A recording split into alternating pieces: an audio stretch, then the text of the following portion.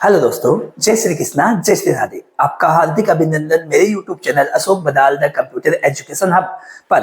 दोस्तों, हम सीरीज लेके चल रहे हैं जिसमें सॉल्यूशन है कक्षा 12 मॉडल पेपर और मेन पेपर का। तो आइए हम देखते हैं नेक्स्ट मॉडल पेपर जो चैप्टर नंबर 3 और 4 से रिलेटेड है। 2025, 2024, 2023 के सारे पेपर जो है उसमें चैप्टर नंबर 3 और 4 के लिए यहाँ पे अवेलेबल है। तो आइए हम देखते हैं 3 और 4 से 2023, 24 और 25 में आए हुए पर्सन। पहली बात देखते हैं दोस्तों, स्टैक के शीर्ष पर एक नया तत्व जोड़ने के लिए किस ऑपरेशन का प्रयोग किया जाता है। दोस्तों, स्टैक में हम मुख्य रूप से दो ऑपरेशन का प्रयोग करते हैं, एक है पुश और एक है पॉप। पुश ऑपरेशन के द्वारा नया एलिमेंट जोड़ा जाता है टॉप से, और टॉप से ही पॉप ऑपरेशन के द्वारा एक एलिमेंट को डिलीट किया जाता है। तो यहाँ पे आ जाएगा आंसर पुश ऑपरेशन। नेक्स्ट है खालिस्तान। नोटेशन में ऑपरेटरों को ऑपरेंड के बीच में रखा जाता है। तो दोस्तों, हमारे पास तीन प्रकार की नोटेशंस होती है। इनफिक्स, जहां ऑपरेंड्स के मध्य ऑपरेटर होता है। पोस्टफिक्स, जहां ऑपरेटर ऑपरेंड के बाद होता है। और प्रीफिक्स, जहां ऑपरेटर ऑपरेंड से पहले होता है।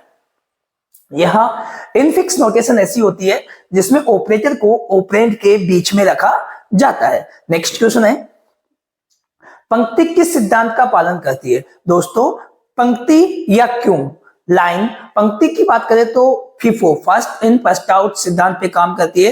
क्यों में जो पहले आएगा वो पहले सर्विस प्राप्त करेगा। नेक्स्ट है, एक डेटा संरचना है जिसमें सम्मिलन और विलोपन केवल एक ही छोर से किया जाता है। दोस्तों, उसे कहते हैं पर स्टैक। स्टैक एक ऐसी प्रोसेस है, एक डाटा स्ट्रक्चर है जिसमें एग्जिट्स यानी डिलीट करना और इंसर्ट करना एक ही एंड पे होता है, जिसे हम टॉप कहते हैं। ठीक है।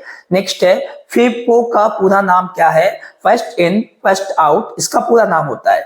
नेक्स्ट क्वेश्चन है, स्टैक के दो मूलभूत ऑपरेशन का नाम लिखिए। अभी अभी हमने बताया था पुश ऑपरेशन और पॉप ऑपरेशन स्टैक के मूलभूत ऑपरेशन है। नेक्स्ट है विपंक्ति। डेक क्या होती है। तो दोस्तों, डेक का पूरा नाम डबल एंडेड क्यू होता है। इसमें एलिमेंट को जोड़ना एवं हटाना पंक्ति के किसी भी छोर या फ्रंट हो या रियर से किया जा सकता है।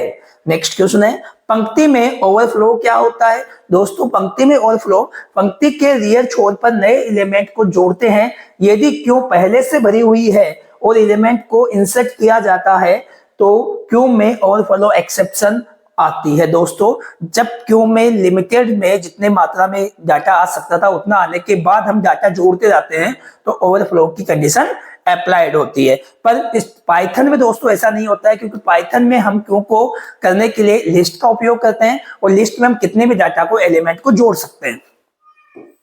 एक क्वेश्चन है, A multiply B plus C divided by D को पोस्टफिक्स नोटेशन में बदलिए। ये प्रीफिक्स अपने इनफिक्स में है जहां ऑपरेंड के मध्य ऑपरेटर है। अब इसको हम कन्वर्ट करने वाले हैं दोस्तों किसके अंदर, पोस्टफिक्स में। तो दोस्तों, हमने ये बता देते हैं आपको कि इसको करने की एक प्रोसेस होती है। अगर हमारे पास ओपनिंग ब्रैकेट आए तो हमें इसको पुश करना होता है। ठीक है। अगर हमारे पास कोई ऑपरेटर आए तो हमें उससे पुश करना होता है, और अगर हमारे पास ऑपरेंड आए तो उसको अपेंड करना होता है। इस चीज का ध्यान रखना है। तो सबसे पहले मेरे पास आया ओपनिंग ब्रैकेट, तो मैंने इसको पुश किया और पुश कहां हो गया, वो स्टैक के अंदर हो गया। स्टैक के अंदर ओपनिंग ब्रैकेट को मैंने डाल दिया। फिर मेरे पास ए है, ए एक क्या है, ऑपरेंड है। तो ऑपरेंड को अपन क्या करेंगे, अपेंड करेंगे। इस पुश अंदर नहीं जाएगा, अपेंड कहां कर देंगे, ए रख देंगे। केवल अब मेरे पास ए अलग पड़ा है और स्टैक में क्या है, ओपनिंग ब्रेसेज। उसके बाद में है मल्टीप्लेक्शन साइन, वो मैं क्या करूंगा, पुश करूंगा। मैंने कहा ऑपरेटर को पुश करते हैं, पुश करूंगा तो मेरे पास अब ओपनिंग ब्रेसेस के साथ साथ मल्टीप्लाई वाला साइन भी स्टैक के अंदर आ चुका है। नेक्स्ट है बी। बी एक क्या अपने पास है, ऑपरेंड है। तो ऑपरेंड को क्या कर देंगे, अपेंड कर देंगे। अपेंड कर देंगे तो ए और बी अब अपेंड में हो गए। अपेंड फंक्शन क्या करता है, जो पहले से लिखे हुए हैं उसके पीछे ही एलिमेंट को जोड़ता रहता है।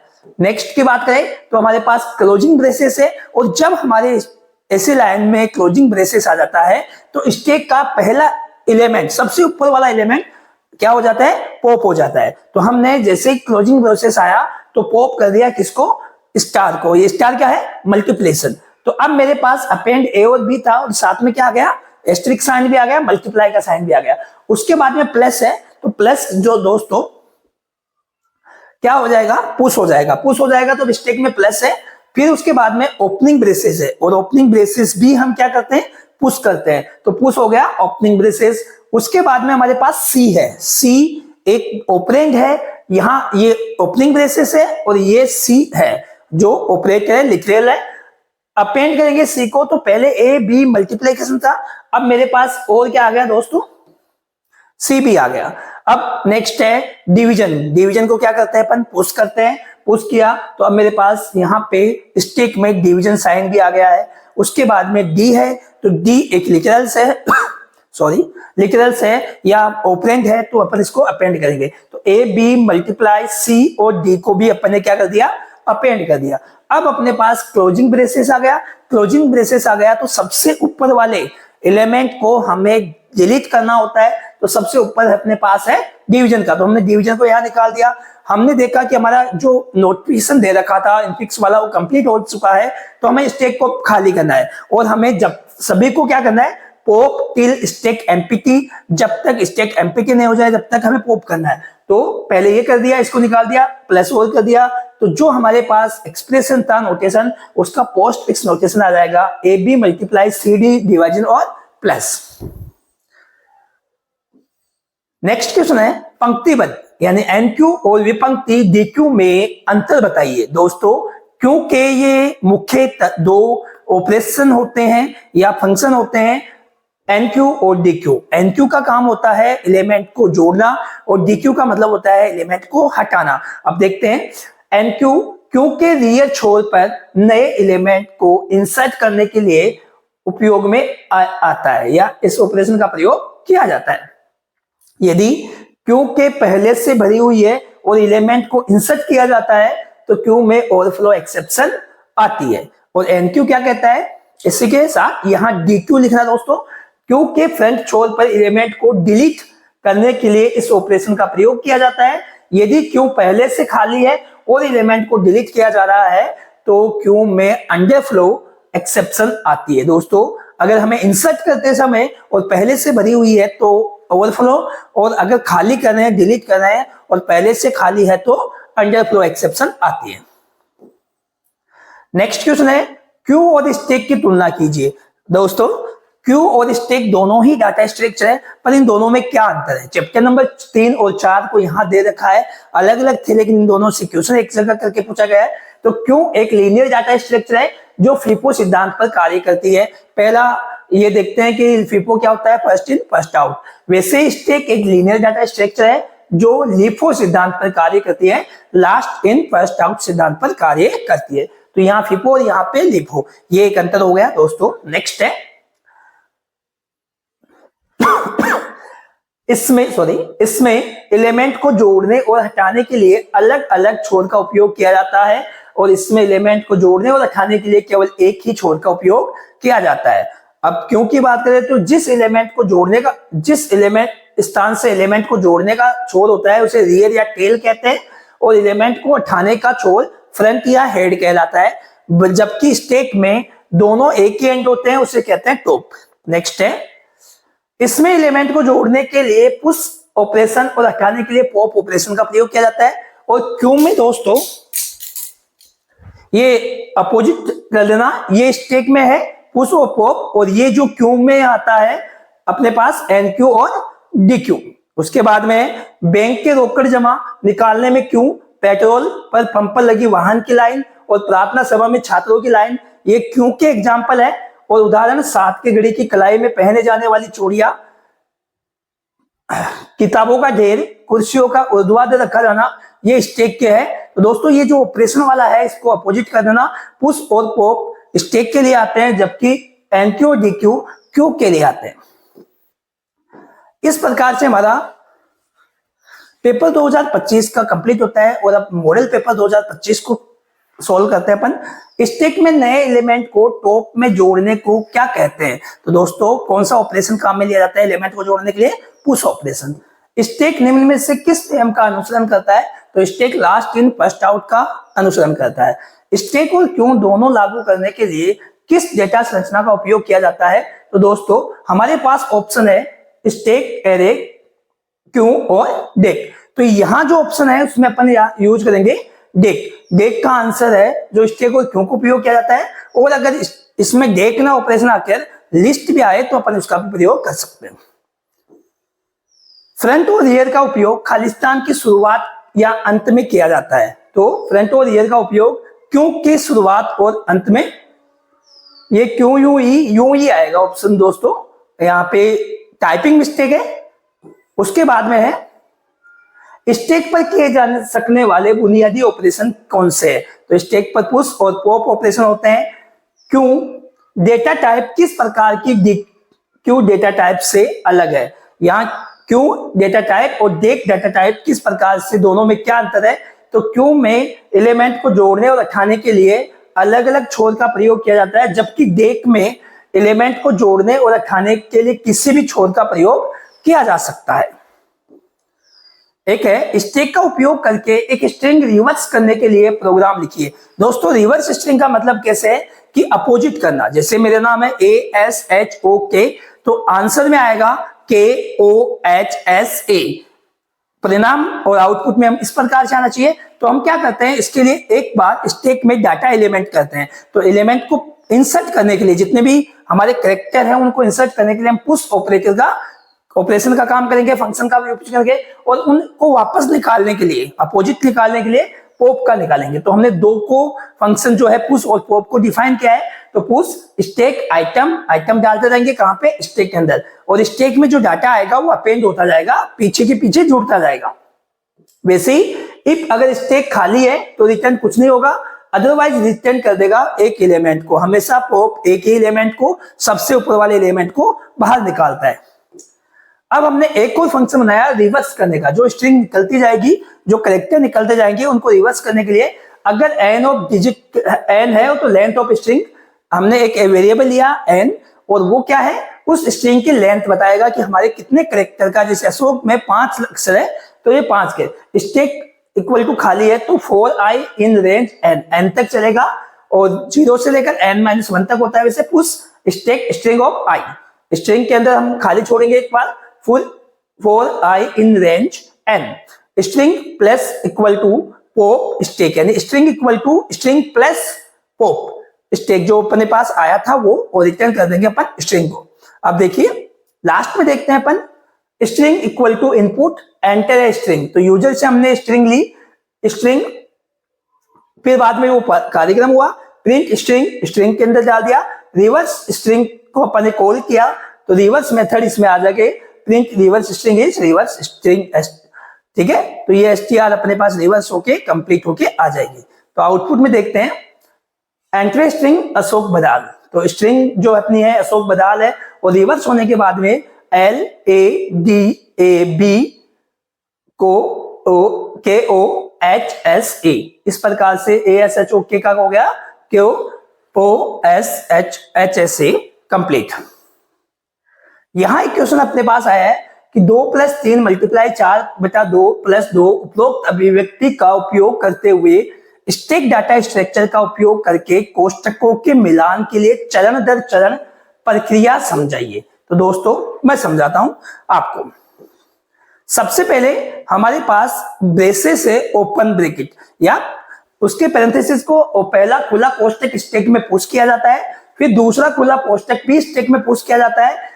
अब 2 आया, देखिए दोस्तों मैंने कहा था कि अगर ऑपरेंड आता है तो हम अपेंड करते हैं, और अगर स्टैक में पुश ऑपरेटर या फिर कोई ब्रेसेस आता है तो उसको अपन पुश करते हैं। अब मेरे पास 2 आया तो यह एक ऑपरेंड है, स्टैक में कोई बदलाव नहीं होगा क्योंकि ये अपेंड होगा। फिर अपन ने प्लस किया तो यह एक ऑपरेटर है, स्टैक में कोई बदलाव नहीं होगा, ठीक है। नेक्स्ट थर्ड हुआ, यह एक ऑपरेंड है, स्टैक में कोई बदलाव नहीं हुआ। नेक्स्ट हमने क्लोज किया, एक बंद कोष्ठक मिला, स्टैक से एक खुले कोष्ठक को पॉप किया जाता है। अब हम क्या कर देंगे, एक जो ऊपर का इलाका था उसको पॉप करेंगे। यह एक ऑपरेटर है जो स्टैक में कोई स्पेशल बदलाव नहीं होगा, स्टार का, मल्टीप्ल डिवाइड का। फिर ये अपने पास है ओपनिंग, एक और खुला कोष्ठक, तो ये पुश हो जाएगा। 4 को अपन अपेंड कर देंगे, यह एक ऑपरेंड है, स्टैक में कोई बदलाव नहीं होगा। फिर डिवीजन, स्टैक में ऑपरेटर है तो स्टैक में कोई बदलाव नहीं स्पेशली। 2 यह एक ऑपरेंड है, स्टैक में कोई बदलाव नहीं होगा। और ये अपने पास क्लोजिंग ब्रेसेस है, एक कोष्टक मिला, स्टैक से एक खुले कोष्टक को पॉप किया गया, प्लस यह एक ऑपरेटर है, स्टैक में कोई बदलाव नहीं। और 2 यह एक ऑपरेंड है, स्टैक में कोई बदलाव नहीं। हमें केवल क्रिया समझानी थी, आंसर नहीं कि क्या आंसर आएगा। हमें ये क्या काम कर रहा है ये बताना था कि ये मिला, तो हमें केवल प्रक्रिया समझाई है, इसका आंसर नहीं देना है दोस्तों। अतः एक्सप्रेशन को पूरी तरह से स्कैन करने के बाद स्टैक खाली है, इसका मतलब है कि एक्सप्रेशन में कोष्टकों को मिलान सही ढंग से हुआ है, कि कोष्टक ओपनिंग और क्लोजिंग बराबर होने चाहिए थे, वो हमने काम किया है बस। नेक्स्ट है क्यू और स्टैक की तुलना करें। तो दोस्तों अभी अभी हमने पीछे क्यू और स्टैक का आंसर देखा है। नेक्स्ट अब अद्वास्य की बात करते हैं। तो पहला क्वेश्चन है, निम्नलिखित में से कौन सा क्यू के लिए ऑपरेशन का सही क्रम है, या कौन सा ऑपरेशन ऐसा उपयोग किया जाता है। तो FIFO first in first out सिद्धांत पे काम करती है कौन, क्यों। नेक्स्ट है, स्टैक से एलिमेंट को उठाने की प्रक्रिया को क्या कहते हैं, पुल पॉप कहते हैं दोस्तों। पोस्टफिक्स संकेतन में ऑपरेटर को ऑपरेंड के खाली स्थान में रखा जाता है, यानी बीच में रखा जाता है या बाद में रखा जाता है। तो दोस्तों ये गलत है, यहाँ पे आंसर पोस्टफिक्स में क्या होता है, बाद में होता है, और प्रीफिक्स में क्या होता है, पहले होता है, और इनफिक्स में बीच में होता है। तो या तो यहाँ पे प्रीफिक्स हो तब बीच में आए, पोस्टफिक्स है तो यहाँ पे क्या आ जाएगा, बाद में, यानी के बाद लिखा जाता है।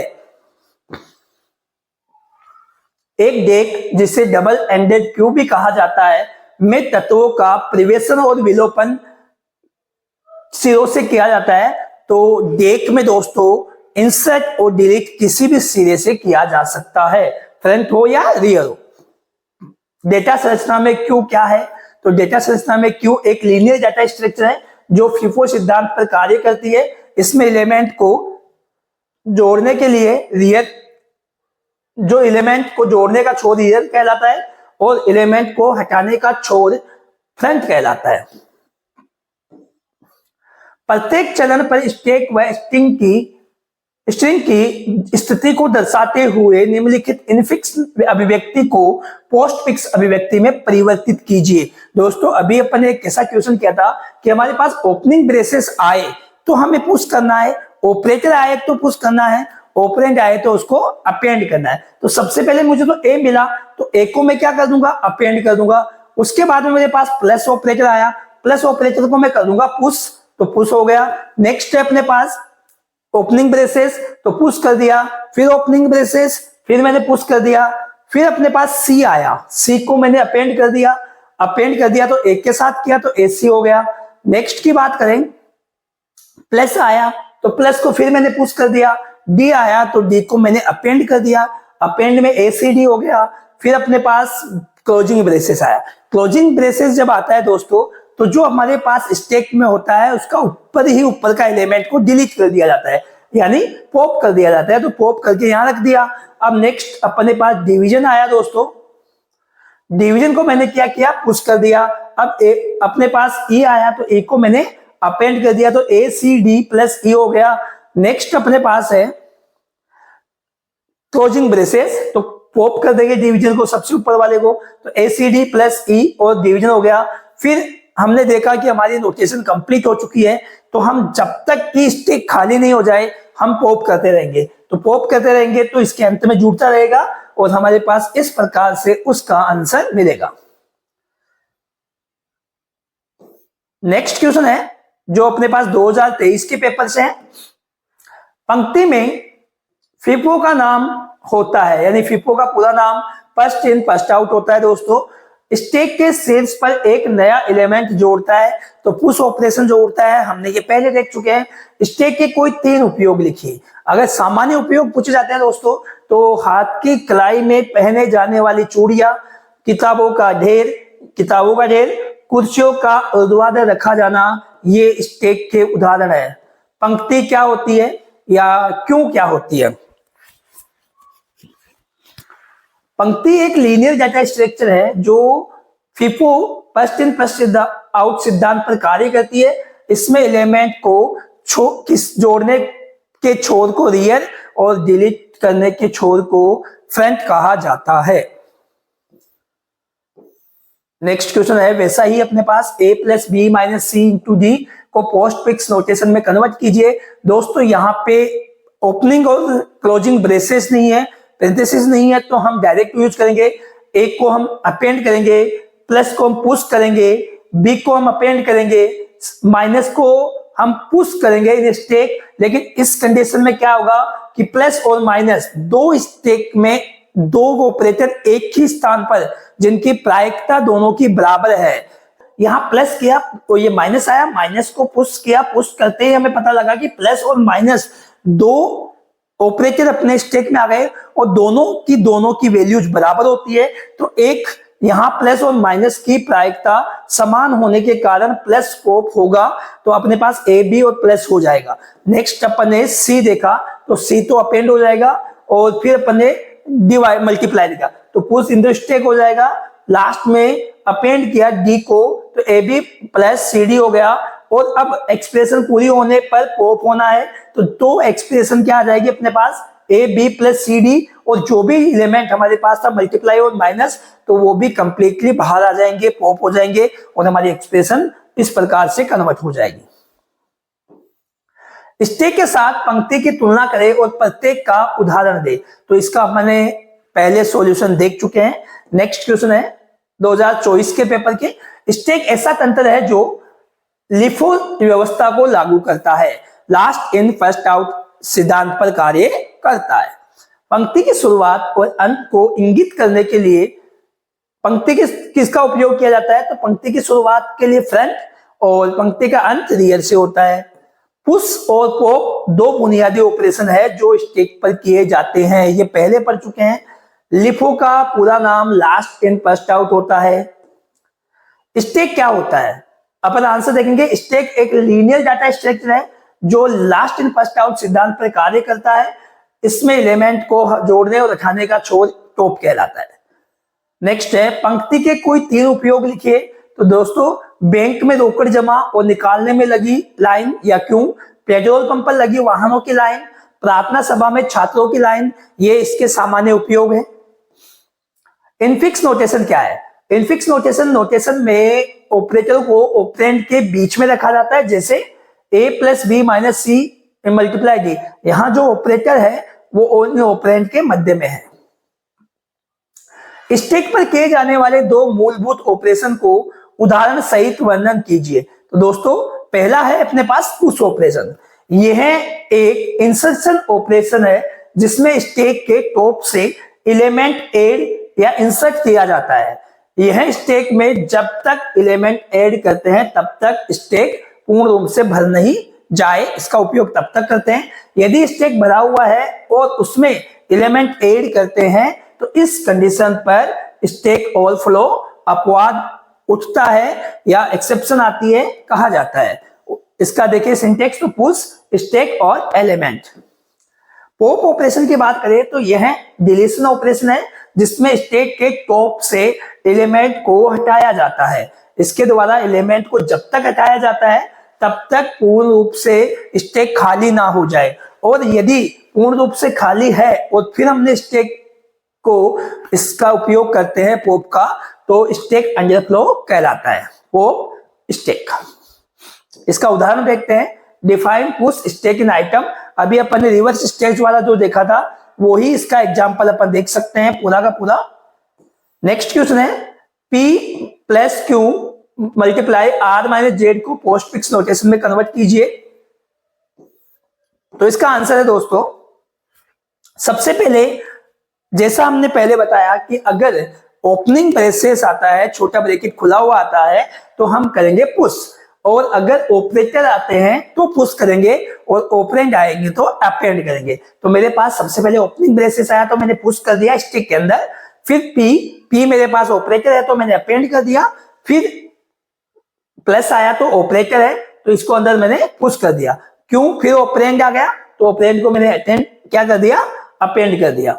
नेक्स्ट है क्लोजिंग ब्रेसेस, जब क्लोजिंग ब्रेसेस आता है दोस्तों, तो हम एक स्टेक से जो पहला डाटा है उसको बाहर निकाल देते हैं और यहाँ पोप हो गया प्लस, उसके बाद में मल्टीप्लाई आया तो उसको पुश कर दिया, फिर अपने पास ओपनिंग ब्रेसेस आया उसको पुश कर दिया, फिर मेरे पास आर आया तो आर को मैंने अपेंड कर दिया, फिर माइनस आया तो माइनस को मैंने पुश कर दिया, और जेड आया तो जेड को मैंने अपेंड कर दिया।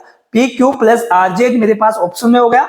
अब मेरे पास क्लोजिंग ब्रेसेस आया तो मैंने पॉप किया जो ऊपर था माइनस, उसके बाद में मेरे पास एक्सप्रेशन एंड हो जाती है। तो इस स्थिति में जब तक कि स्टेक पूरा खाली नहीं हो तब तक पॉप चलता रहता है।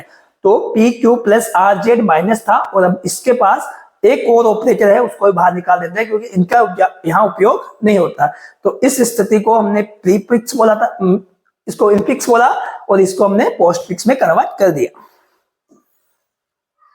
नेक्स्ट क्वेश्चन है पंक्तिबद्ध और विभक्ति का वर्णन कीजिए। पंक्तिबद्ध और विभक्ति क्या होती है अपन देखते हैं। पंक्तिबद्ध यहाँ क्यों की बात करें और विभक्ति यहाँ पे डेक की बात करेंगे। पंक्तिबद्ध या क्यों एक लीनियर डाटा स्ट्रक्चर है जो फिफो सिद्धांत पर कार्य करती है। इसमें एलिमेंट को जोड़ने और हटाने के लिए अलग अलग, ये अगल नहीं है, अलग अलग छोर का उपयोग किया जाता है। इसमें एलिमेंट को जोड़ने का छोर रियर कहलाता है और एलिमेंट को हटाने के छोर को फ्रंट कहा जाता है। इसमें एलिमेंट को जोड़ने के लिए पुश की जगह यहाँ पे एनक्यू और डीक्यू फंक्शन का प्रयोग किया जाता है। ये टाइपिंग वाले ने गलती कर दी है, तो यहाँ पे पुश की जगह क्या लिखोगे पंक्ति में एनक्यू और पॉप की जगह डीक्यू फंक्शन का उपयोग करते हैं। डेक की बात करें तो एक लीनियर डाटा स्ट्रक्चर है, इसमें एलिमेंट को जोड़ना और हटाना पंक्ति के किसी भी छोर से किया जा सकता है। स्टैक और क्यू दोनों लागू करने के लिए डेक संरचना का उपयोग किया जा सकता है। ये हमने एक नंबर वाले क्वेश्चन में आंसर आता है। फिफो पंक्ति का वर्णन कैसे करता है, वर्णन कीजिए। हमारे पास फिफो सिद्धांत का अर्थ है फर्स्ट इन फर्स्ट आउट, जिसका तात्पर्य है पहले आओ पहले पाओ। यह सिद्धांत कतार यानी क्यू को परिभाषित करता है, क्योंकि कतार में भी जो एलिमेंट पहले इंसर्ट होता है वही एलिमेंट पहले डिलीट होता है, और सबसे अंत में इंसर्ट एलिमेंट हुआ सबसे अंत में डिलीट भी होता है। दोस्तों इस प्रकार से हमारा ये चैप्टर नंबर 3 और 4 के जितने भी क्वेश्चन अब तक राजस्थान बोर्ड में आए थे वो हमने सोल्व किए हैं। अगले वीडियो में हम चैप्टर नंबर 4-5 का अपन सोल्व करने वाले हैं। 5-6 का यहाँ 4 तक कंप्लीट हो चुके हैं। तो दोस्तों हमारे साथ जुड़े रहिए, सब्सक्राइब कीजिए, लाइक कीजिए और शेयर कीजिए। जय श्री कृष्णा, जय श्री राम।